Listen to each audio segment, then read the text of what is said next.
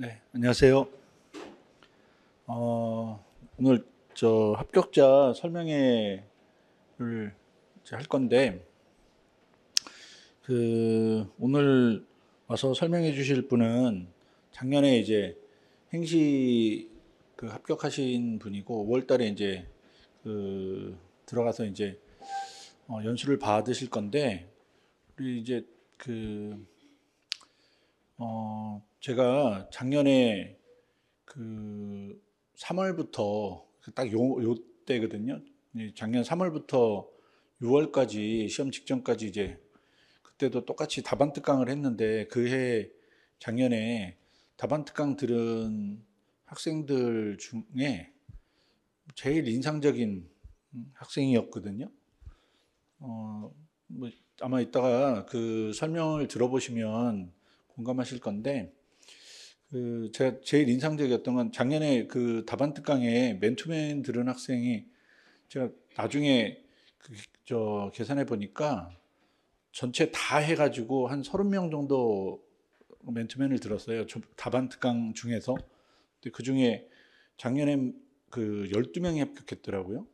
그래서 합격률이 뭐 제가 가르친 중에는 아마 눈으로 본 걸로는 제일 합격률이 높았는데 그 합격자들 중에 뭐 인상적으로 좋은 답안을 만들어서 합격한 많은 학생들이 있는데 오늘 와서 설명해 주실 한혜원 씨가 저는 굉장히 인상적이었는데 답안을 차곡차곡 쌓아서 그 다음 시간에는 지난 시간에 얘기한 것들을 좀 개선하고 그 다음 시간에 또 이야기한 것들이 개선되고 해서 3월달, 4월달 좀 지나고 나서 5월달부터는 굉장히 안정적으로 답안을 만들더라고요.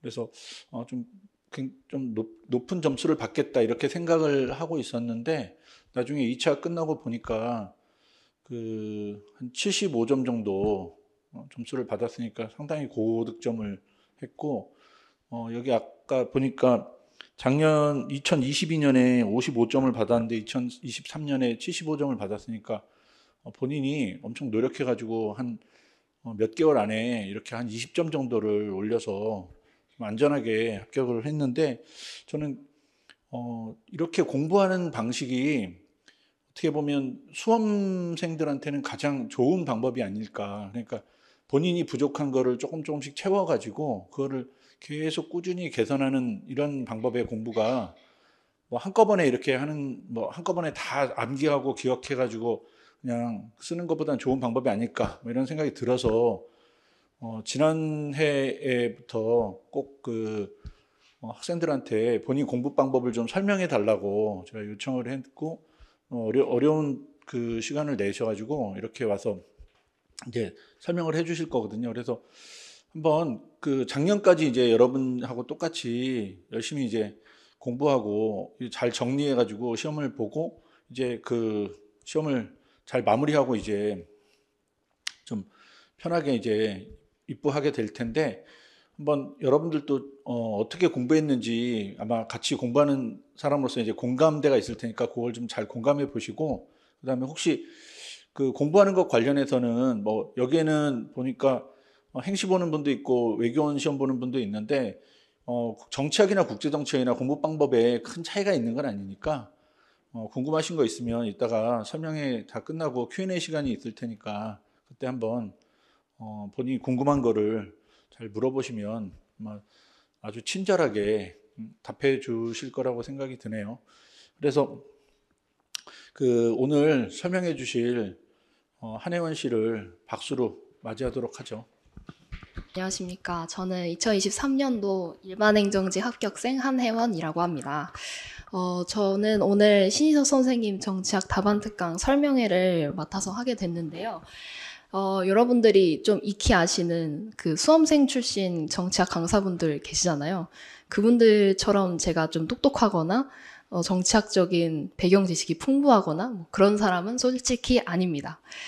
그렇지만 그렇기 때문에 좀 더 많은 분들이 적용할 수 있을 만한 점들을 말씀을 드릴 수 있을 것 같아서 이 자리에 서게 되었습니다. 일단, 네. 제 소개부터 먼저 드리자면 저는 1차 탈락, 2차 탈락, 3차 탈락, 그리고 마지막에 합격을 한 이력을 가진 모든 탈락 컬렉터입니다. 그래서 3차 탈락을 했을 때 이제 제 점수가 정치학 점수가 55점이었어요. 근데 합격자 평균이 62점이었습니다. 그래서 합격자 평균에 대비해 봤을 때 굉장히 좀 낮은 점수였죠. 그래서 저는 3차 탈을 했을 때, 내가 그동안에 너무 정치학 공부를 소홀히 해서 내가 면탈이라는 이런 결과를 맞게 되었구나, 라는 생각을 하게 됩니다. 그래서 3차 탈락 소식을 듣자마자 정치학 공부를 열심히 해야겠다는 생각을 가지고 이제 알아보게 되었는데, 제가 그때 이제 그 해에 합격하셨던 저의 과 선배가 신희섭 선생님 답안 특강이 너무 좋았다고 추천을 해주셔가지고 나도 빨리 들어야겠다 해서 그때부터 바로 답안 특강을 수강을 하게 됩니다. 그래서 2023년 6월까지 이제 시험 직전까지도 선생님이랑 같이 답안을 작성을 했습니다. 그래서 그 결과 2023년에 75점이라는 감사하게도 굉장히 좋은 점수를 받게 되어서 저는 이렇게 20점 오를 수 있었던 배경이 여러 요인이 있겠지만 그중에서 가장 중요한 요인으로 선생님이 답안 특강을 꼽고 싶었어요. 그래서 이렇게 나오게 되었습니다. 일단 순서는 먼저 정치학 공부가 중요한 이유에 대해서 조금 말씀을 드리고 제가 55점을 받았을 때 어떻게 공부했는지를 말씀을 드린 뒤에 이제 바뀐 공부법에 대해서 좀 상세하게 설명을 드리고 이제 답안 특강에 관심이 있거나 아니면 등록을 하셨기 때문에 여기 오셨을 테니까 200% 활용법에 대해서 좀 소개해 드리려고 합니다. 그리고 마지막으로는 3순환 때 제가 정치학을 어떻게 공부했는지 좀 궁금하실 수도 있을 것 같아서 이거 말씀드리고 Q&A 받고 마무리를 하도록 하겠습니다. 네, 일단 정치학 공부가 중요한 이유인데요. 3가지로 말씀을 드릴 수 있겠어요. 먼저 첫 번째로는 2023년 최고점을 보면 경제학이 95점, 행정법 68점, 행정학 67, 정치학이 85점입니다. 그래서 여기서 보시면 아시겠지만 행정법과 행정학을 아무리 잘해도 60점대라는 거예요. 근데 정치학을 잘 받으면 행정법, 행정학을 못해도 커버가 가능합니다. 또 반대로 정치학을 못하면 행정법, 행정학을 아무리 잘해도 떨어질 수가 있습니다. 그래서 제가 그때 그런 케이스였던 거고요. 네, 죄송합니다. 그래서 이런 최고점만 보더라도 우리가 이제 순환이 경제학, 행정법, 행정학, 정치학 이렇게 되니까 항상 정치학을 맨 뒤에 하게 되면서 이제 정치학을 엄청 소홀하게 공부를 하기가 쉬운데 그럼에도 불구하고 정치학이 너무 중요한 과목이다라는 거를 알아주셔야 된다는 겁니다. 그리고 두 번째는 선택 과목이 폐지가 된다고 들었어요. 근데 그렇게 되면 5과목에서 4과목으로 줄어드는 거잖아요. 그럼 각각의 비중이 더 커지겠죠. 그래서 더 정치학이 이제 중요해지고 있다라고 볼 수 있겠습니다. 그리고 마지막은 제가 느낀 개인적인 경험인데 말씀을 드렸듯이 경제학 행정법에 밀려서 정치학을 소홀히 한 결과 3차 탈락을 맞게 되었습니다. 그래서 제가 내린 결론은 일단 3순환 시작하는 3월부터 이제 정치학 공부를 어느 정도 할 필요는 있다라는 것입니다. 그래서 저는 그 이전까지는 한 5월 정도부터 정치학 공부를 막 부랴부랴 시작을 했는데 이제 그 다음 해에 그게 잘못됐다는 걸 깨닫고 3월부터 정치학 공부를 꾸준히 하게 되었습니다. 그래서 공부의 정도에 따라서 어느 정도 공부가 이루어져 있는지에 따라서 그 공부의 분량은 좀 달라질 수 있겠지만 그래도 정치학 공부는 나에게 맞게 좀 하실 필요가 있지 않나 하는 말씀을 드려봅니다.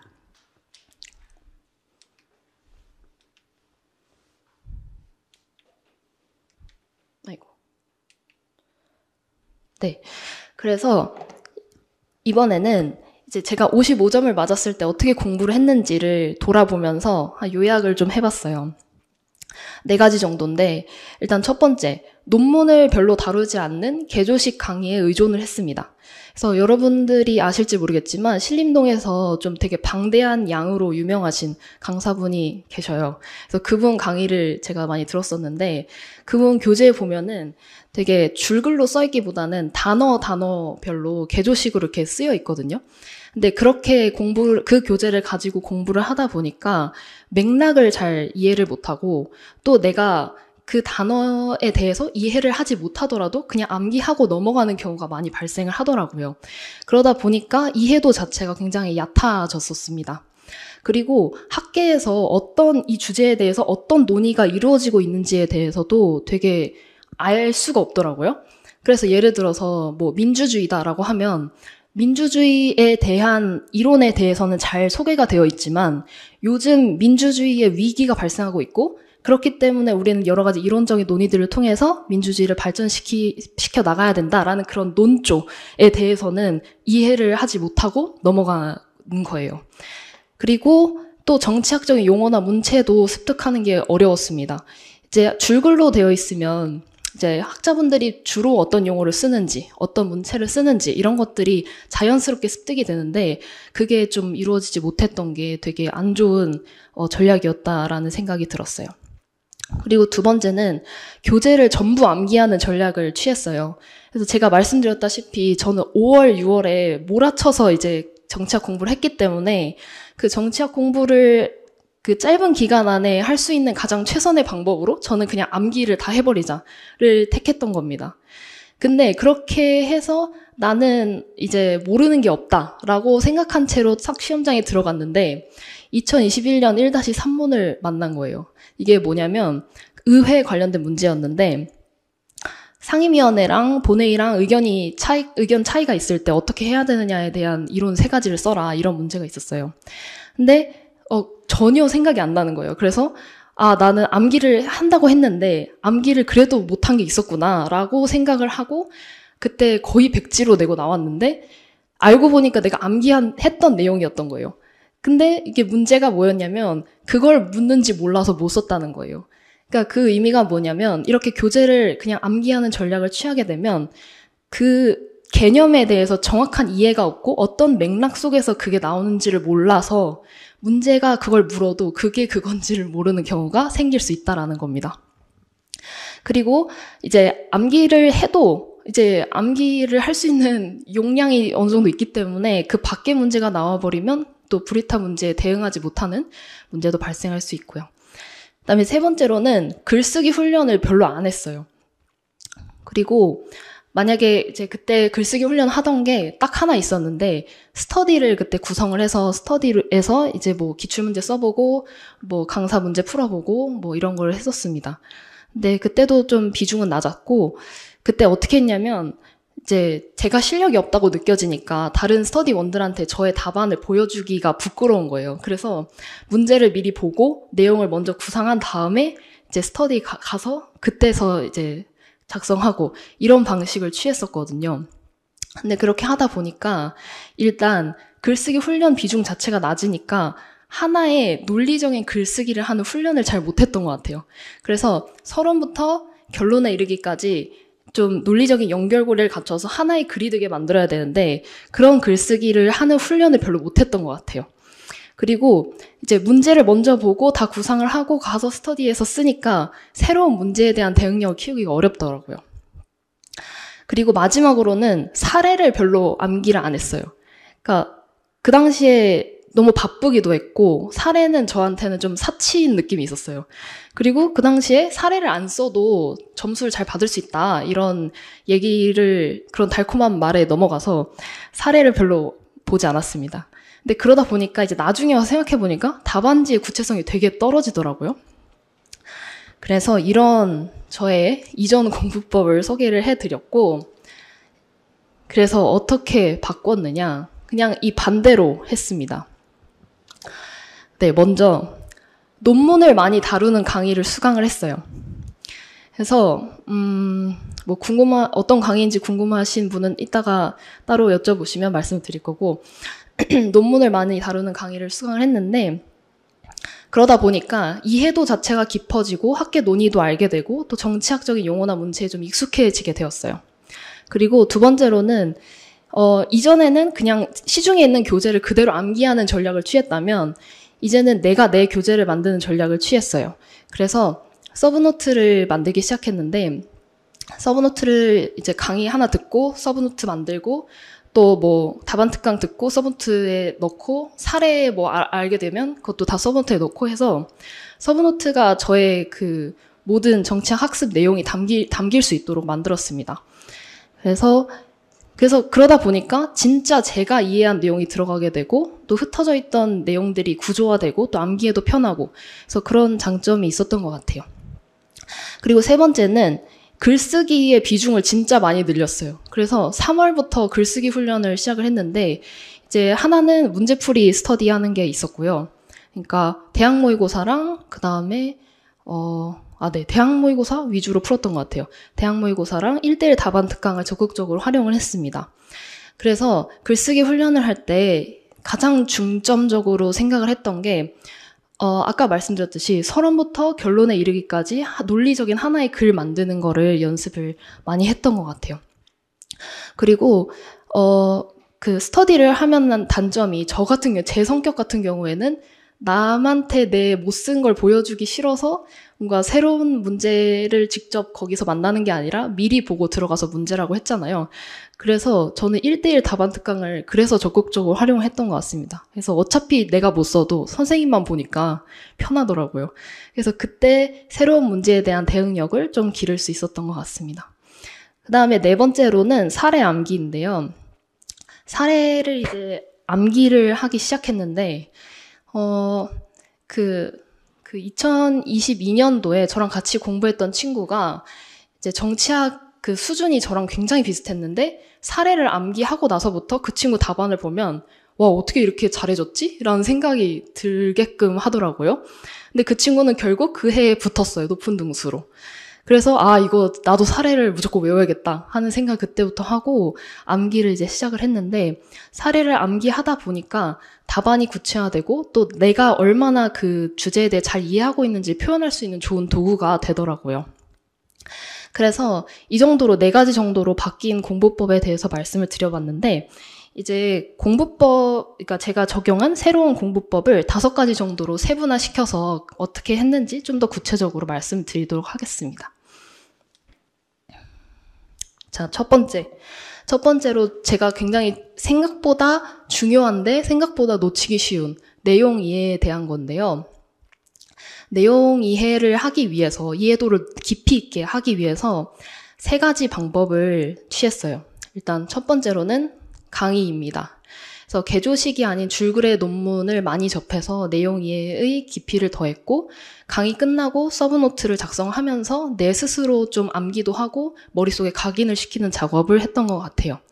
그래서 이 강의의 경우에는 사실 줄글 논문을 많이 접할 수 있는 강의면 어떤 강의든 상관이 없을 것 같습니다.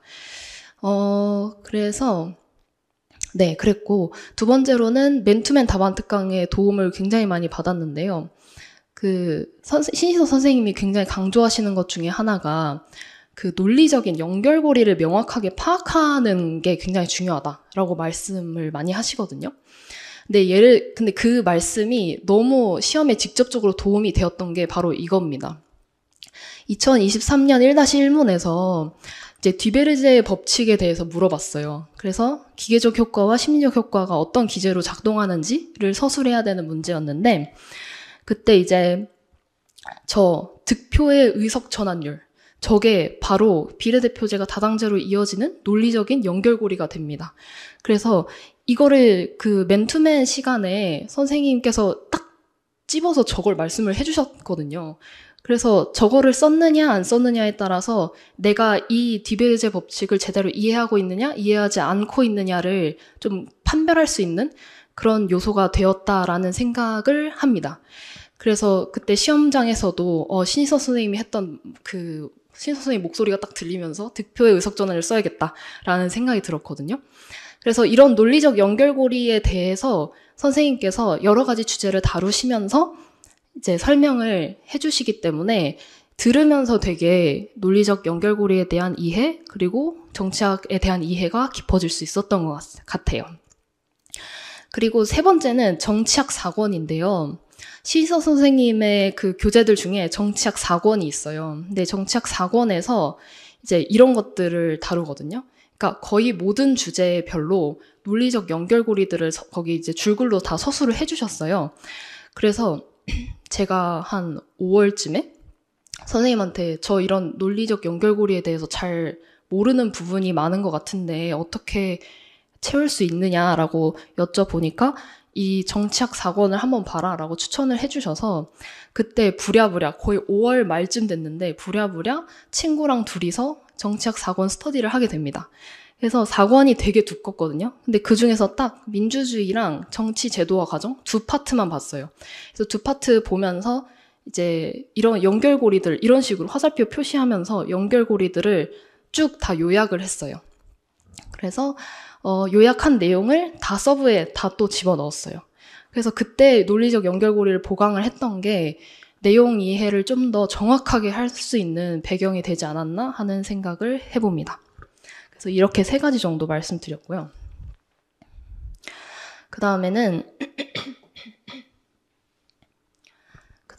이제 글쓰기 훈련입니다.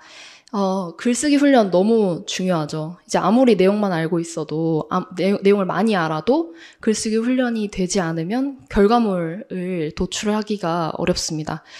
그래서 글쓰기 훈련을 많이 하기 위해서 저는 답안 특강하고 기출문제 대학 모의고사 스터디 2가지를 이제 병행을 하게 됩니다.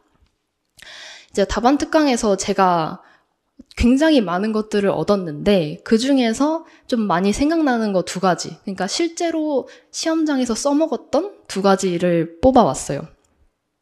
일단 첫 번째는 소문항 간에 연결시켜서 서론부터 결론에 이르기까지 하나의 글이 되게 하는 연습을 많이 했던 것 같습니다. 2023년에 1번 문제에 소문항 3번에 보면 국회와 독일의 혼합형 선거제 비교 평가하는 문제가 있었어요. 근데 소문항 3번에서는 뒤베르제의 법칙에 대한 언급이 하나도 없었거든요. 근데 소문항 간 연결시키기 위해서 1번에서 언급된 뒤베르제 법칙을 가지고 와서 독일은 뒤베르제 법칙대로 되었고 국회에서는 그와 상반된 결과가 나타났다라고 괜히 써준 거죠.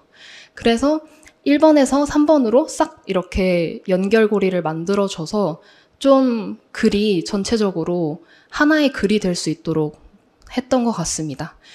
그리고 2번째는 어떤 문제를 만나도 적절한 내용을 떠올리는 연습인데요.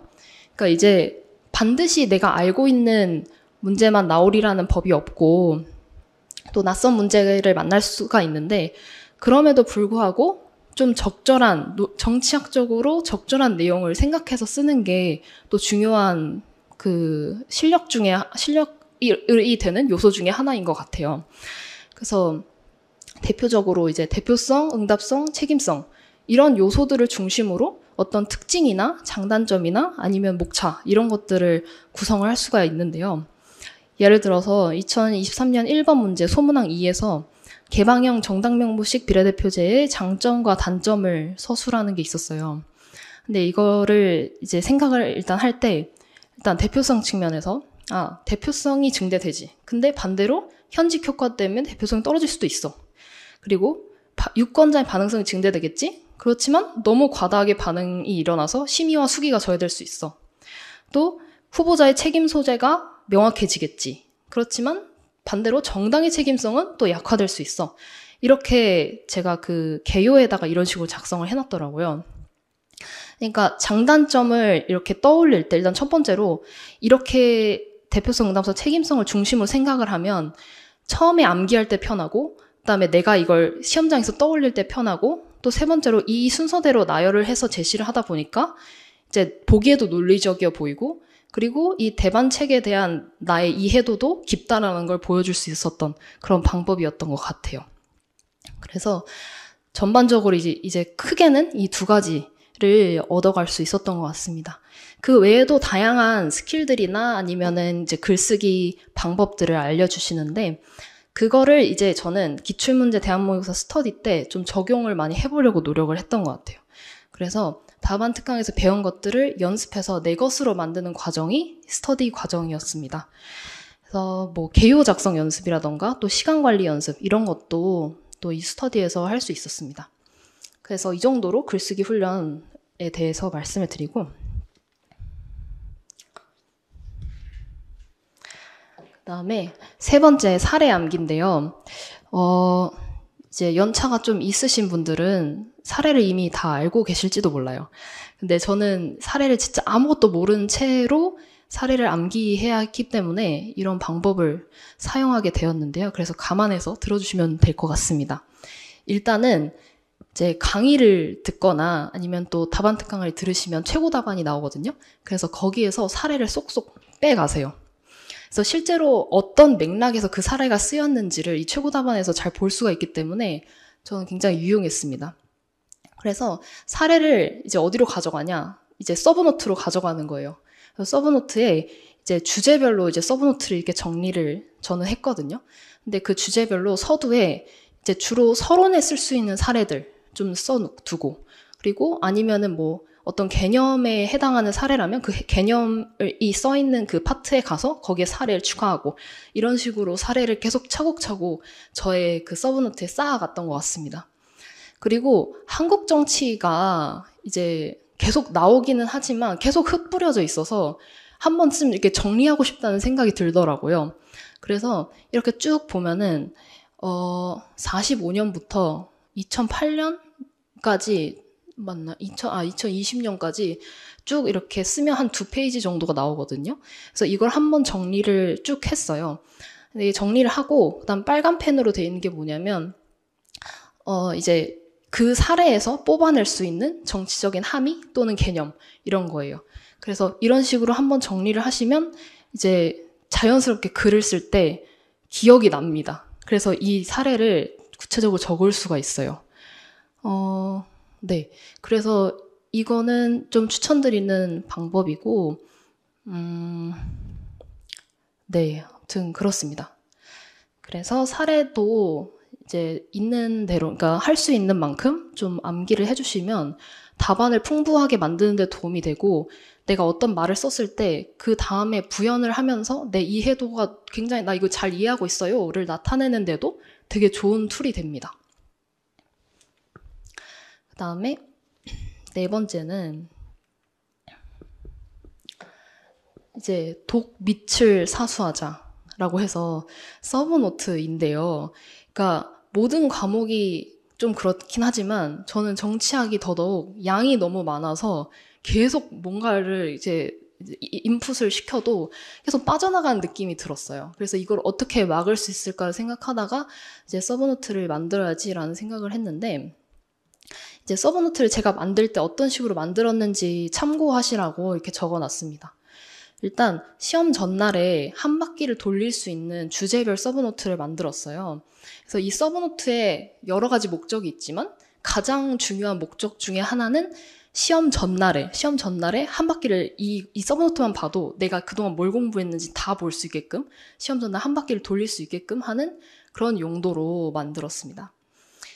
만약에 지금 당장 이제 3순환이니까 서브노트를 아예 제로 베이스에서 만들기는 어려우실 거예요. 그렇기 때문에 만약에 서브노트가 없으시다면 기존 교재에 단권화하는 노력도 괜찮은 방법인 것 같습니다. 그리고 어떤 식으로 정리를 했냐면 일단 주제별로 정리를 했고, 주제별로 여기 맨 앞쪽에 자주 쓰이는 목차, 그 다음에 서론에 적을 만한 최신 이슈, 그 다음에 논리적인 흐름 이런 거를 좀 적어뒀어요. 그래서 예를 들어서 정당의 밑에 보면 대반책, 하향, 상향, 교환, 수요 공급, 조직정부, 유권자, 정당 쇠퇴, 정당 강화 뭐 이런 식으로 써있잖아요. 이게 정당 파트에서 주로 쓰일 만한 목차라고 생각을 해서 써놓은 거고, 그 다음에 이제 서론에 한국 정당 정치의 약화 이렇게 써있는데, 이제 내가 정당 파트에 대한 문제가 나오면 한국 정당 정치가 이러이러한 점에서 약화가 되고 있는데 이론적인 논의를 통해 정당 정치를 발전시키는 방법을 모색하고자 한다. 이렇게 써야지를 미리 정해둔 거예요. 그래서 이런 논조, 논리적인 흐름을 이렇게 적어뒀고, 그 다음에 정당 정치 약화가 되고 있다라는 거를 뒷받침하기 위한 그 사례들을 적어둔 거예요. 예를 들어서 2016년 박근혜 대통령 탄핵 촛불 시위나 2018년 미투 운동은 인터넷 공간이 정치적 집단 조직을 주도한 사례이다. 라고 하면서 이제 정당이 그만큼 정치적 집단 조직을 하는 데 있어 소외되고 있다라는 거에 예시로 이렇게 달아둔 겁니다. 그래서 이렇게 쓴 게 이제 실전에서 아니면은 이제 뭐 나중에 글을 계속 쓰면서 되게 빠르게 서론에 뭐 적을지 생각을 하는데 되게 도움이 많이 됐어요. 그 다음에 개념 정의나 좋은 문장은 그대로 적고 암기를 했습니다. 그래서 여기서도 이제 정의, 동일한 정견을 가진 사람들 자발적 결사체, 뭐 이거는 누구나 뭐 외우시는 걸 수도 있겠지만 어쨌든 정의 같은 것들을 좀 정확하게 적어두시고 외워두시면은 더 정확한 이해를 보여줄 수 있기 때문에 좋은 것 같고요. 그리고 이제 좋은 문장이 보일 때가 있어요. 그래서 강의의 교재나 아니면은 선생님이 나눠주시는 그런 최고 답안이나 아니면 친구들이랑 스터디 같이 하는데 내 친구가 뭐라고 썼는데 그 말이 너무 멋있어. 그러면은 갖다가 이제 쓰는 거예요. 그래서 내가 내 걸로 만드는 거예요. 그래서 그렇게도 여기 서브노트에 추가를 했습니다. 그리고 카테고리가 드러나게 정리. 이거는 예를 들어서 민주주의다라고 하면 민주주의 분류 파트가 있고 민주주의의 동학 파트가 있다. 그리고 민주주의 동학에는 민주주의 이행 파트가 있고 공고화 파트가 있다. 이행에는 구조적 측면과 행위적 측면이 있다. 이런 식으로 가지치기를 해서 그 해당 주제에 대해서 이론적으로 어떤 논의가 되고 있는지를 한눈에 알아볼 수 있도록 카테고리를 한 뭐 이런 데다가 정리를 해놨던 것 같아요. 그래서 그렇게 하면 좀 이 주제가 나왔을 때 이 문제가 그 가지 중에 어디를 묻는 문제인지를 확 알 수 있어서 그래서 좀 도움이 됐던 것 같습니다. 그 맥락을 내가 알고 있다는 거를 또 드러낼 수도 있고요. 네, 그렇고요. 그래서 학습한 모든 내용은 서브노트에 적는다라는 것을 원칙으로 했습니다. 그래서 이제 답안 특강도 들으시고 또 뭐 3순환 듣는 분도 계시고 4순환 듣는 분도 계실 텐데 그때 이제 머릿속에 뭐가 들어오잖아요. 그래서 그거를 잊어버리지 않도록 다 서브노트에 넣으시면 이제 네, 그게 또 내게 되고 또 시험장에서 실제로 쓸 수도 있고 하니까 추천을 드리는 방법입니다. 그다음에 마지막은 이제 실전 훈련인데요. 실전 훈련이 또 굉장히 또 중요하죠. 일단 3가지입니다. 첫 번째는 최신 이슈를 숙지하는 게 필요해요. 최신 이슈를 숙지를 하시면 좋겠는데 여기에 이제 별로 그렇게 많은 분들이 계시지 않으니까 말씀을 드리면 대학 모의고사를 좀 중요하게 보셨으면 좋겠어요. 대학 모의고사에는 교수님들이 최근에 중요하게 생각하는 주제가 무엇인지가 나와 있어요. 그래서 그러니까 2번 이상 빈번하게 출제되는 주제들이 있거든요, 확실히.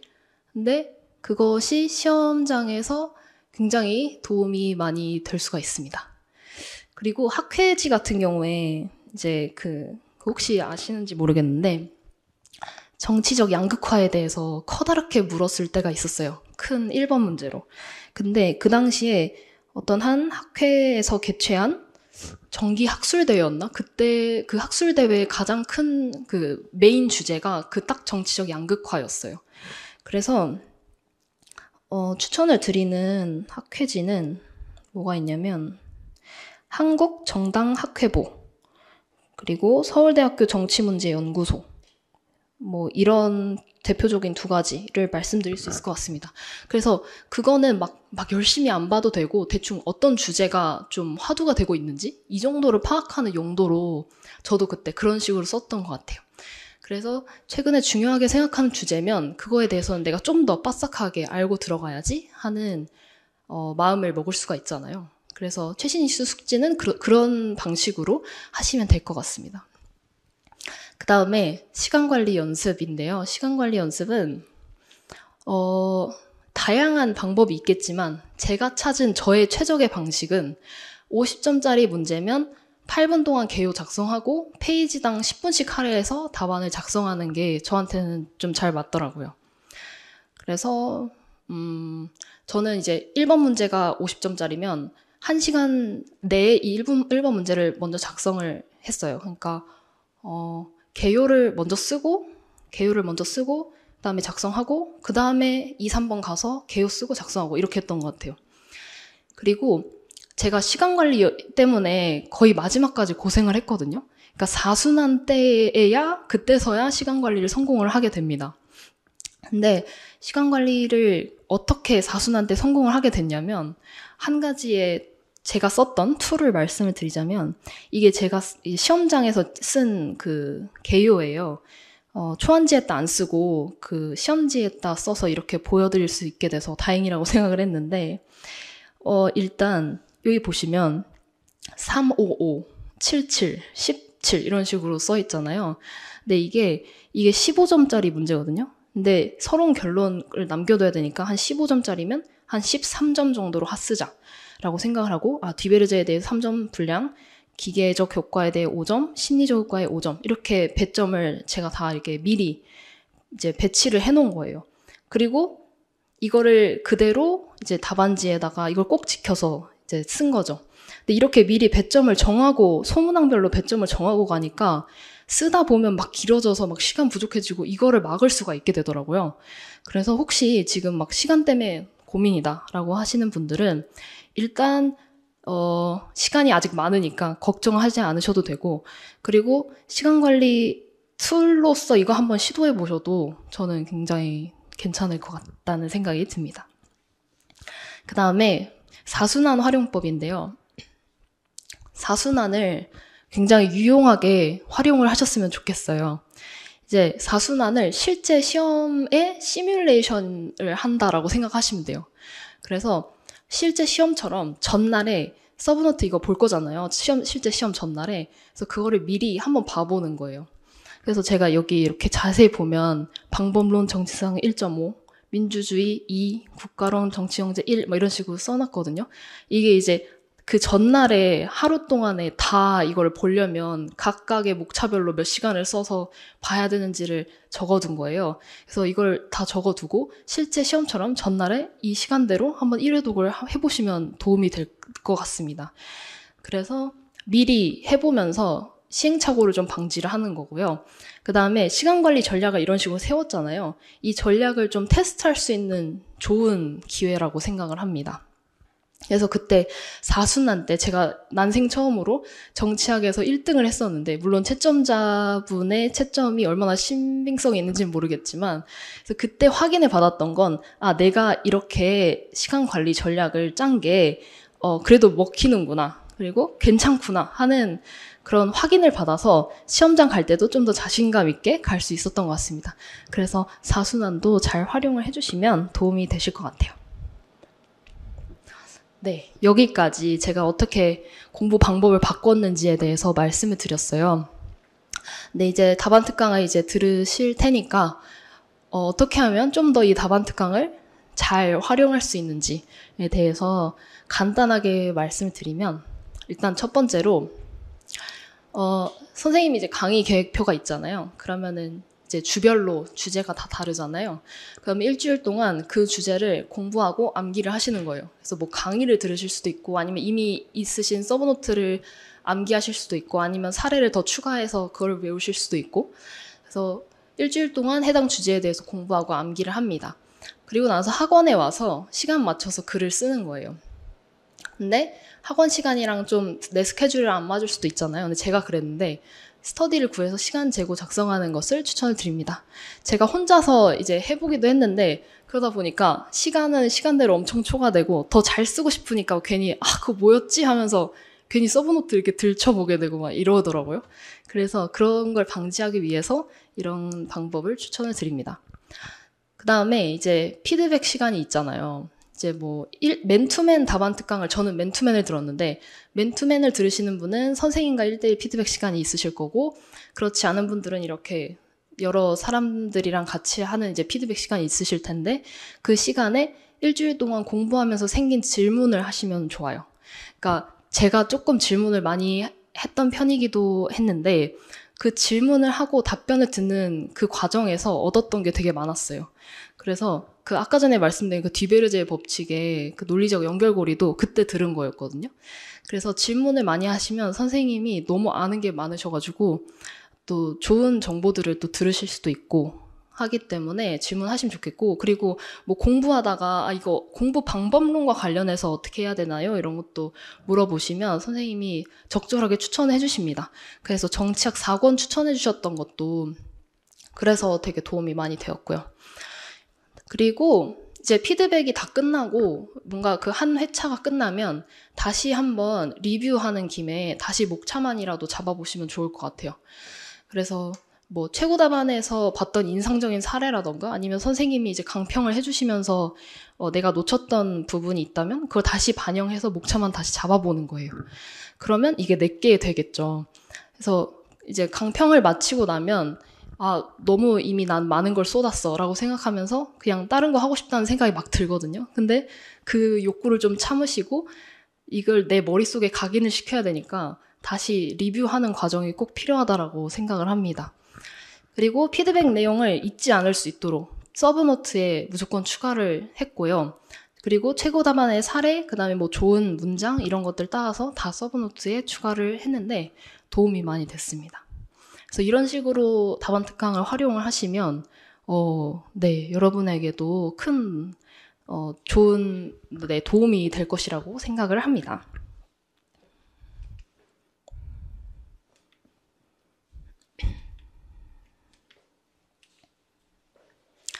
그다음에 부록으로 그냥 혹시나 궁금하실까봐 3수년 기간 동안에 제가 어떻게 정치학 공부했는지를 적어둔 건데요. 네, 물론 이제 이미 정치학 베이스가 있으신 분들은 조금 다르게 하시는 게 나을 수도 있고, 네, 각자마다 좀 다르겠지만 저는 이런 식으로 했습니다. 그래서 3월부터 6월까지는 쭉 답안 특강을 들었고 일주일에 한 번씩, 그리고 이제 4월부터 6월까지는 내내 스터디를 했어요. 그래서 막 매주 매일매일 정치학 답안을 쓴 건 아니었고 그때 이제 과목별로 돌아가면서 썼기 때문에 빈도는 매일은 아니었습니다. 그리고 5월 같은 경우에는 정치학 4권을 그때 부랴부랴 서브노트에 추가를 했고요. 국제정치 같은 경우는 그냥 다시 좀 잊어버린 것 같아서 암기하는 용도로 국제정치 암기하고 해당 주제와 관련된 기출문제 목차 잡아보고 이 정도로 했습니다. 6월에는 이제 서브노트 최종본을 출력을 해서 이제 서브노트 암기에 들어갔어요. 그래서 주제별로 서브노트를 암기하고 그 주제에 해당하는 기출문제 개요만 작성을 해봤습니다. 그다음에 4순환 실전 답안 작성까지 이렇게 했던 것 같습니다. 네, 여기까지가 저의 그 설명이었고요. 이제 좀 궁금하신 것들이 있을 수도 있을 것 같아서 Q&A를 받아보려고는 하는데 혹시 있으실까요? 조금 뭐 공개적으로 물어보기가 그러시면은 개인적으로 물어보셔도 괜찮으니까요. 혹시 지금 있으신 분 뭐 여쭤보실 분 있으신가요?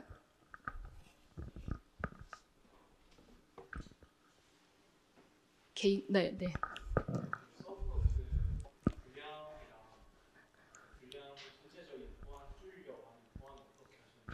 전체적으로 뭐라고요? 서브노트 분량을요? 서브노트 분량 같은 경우에는 A4 용지에 지금 가져오긴 했는데 이따 보여드릴게요. 한 이 정도 되는 두께로 제작을 했고, 너무 넘치지 않게, 좀 그 쓸 때 이제 저 같은 경우는 그냥 제한 없이 좀 썼던 것 같아요. 그럼에도 불구하고 그렇게 분량이 너무 넘치지는 않아서 혹시 서브노트 만드실 때 좀 분량이 넘치는 그런 고민이 있으신가요? 네. 너무 많으면은 그냥 강의 들을 때 중요한 것들 위주로 좀 적으려고 노력을 했던 것 같고 그럼에도 불구하고 개조식으로 쓰지는 않았어요.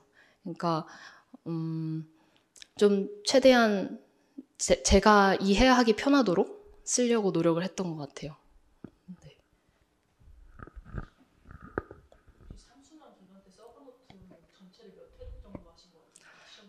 시험 전까지요?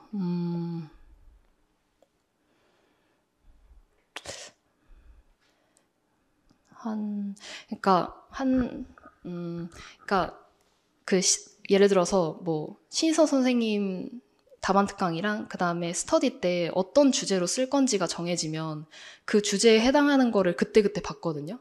그래서 뭐 그리고 그거 하고 4순환 때 그 전날에 한 바퀴 다 돌리고 그 다음에 시험 전에 한 바퀴 다 돌리고 이랬으니까 한 4번? 4번 정도는 본 것 같아요.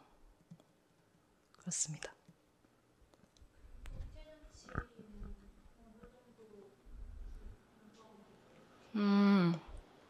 국제정치는 사실 커다란 1번 문제로 뭐 나올 수도 있지만 좀 그럴 확률은 적다라고 생각을 해서 그냥 국제정치 이외의 것들을 더 많이 공부하고 국제정치 같은 경우에는 좀 뭐 예를 현실주의면은 현실주의의 논리를 제대로 파악한다. 이런 생각 정도로만 외웠던 것 같아요. 그리고 사례 조금 추가해서 외우고 그래서 비중은 그렇게 크지 않았던 것 같습니다.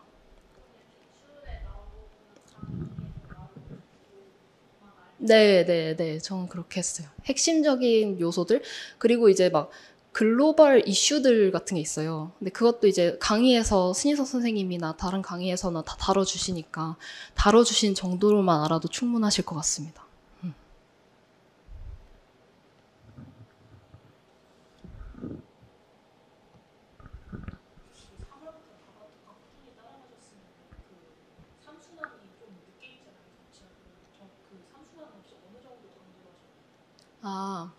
저는 삼순환 안 들었어요. 삼순환 안 듣고 그냥 답안 특강만 쭉 듣고 제 페이스대로 하려고 했던 것 같아요. 그래서 삼순환이라고 막 정치학을 더 몰아서 공부하고 이런 건 아니었어요. 그냥 쭉 흩뿌려서 공부를 꾸준히 했던 것 같아요. 네.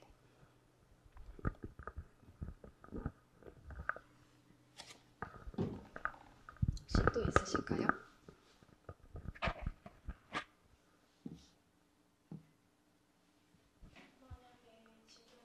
네. 아니요.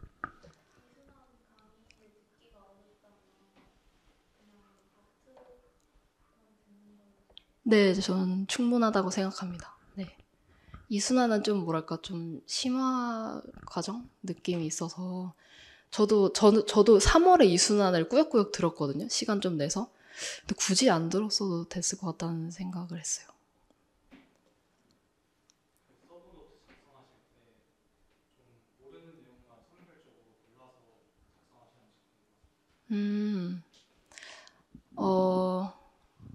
안 그랬던 것 같아요. 그러니까 내가 알고 있지만 중요한 내용들은 다 포함을 시켰던 것 같아요. 그래서, 저는 합격자분이 쓰시던 서브노트를 받아가지고 그 서브노트에다가 제가 추가하고 변형하고 했었거든요. 그래서 기본적인 내용 있잖아요. 제가 아까 말씀드렸던 뭐 민주주의면은 뭐뭐가 있고 또 거기 안에 뭐뭐가 있고 이런 건 다 보일 수 있도록 적었던 것 같아요. 교과서이지만 거기에 내가 모르는 거나 내가 중요하다고 생각하는 건 좀 더 강조해서 그렇게 만들었던 것 같습니다.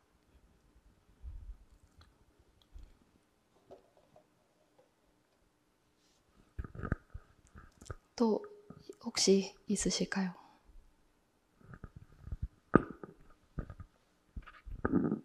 없으시면 네, 또 혹시 또 질문이 있으시거나 또 생기시면은 저한테 따로 물어보셔도 되니까요. 여기까지 하는 걸로 하겠습니다. 네, 감사합니다.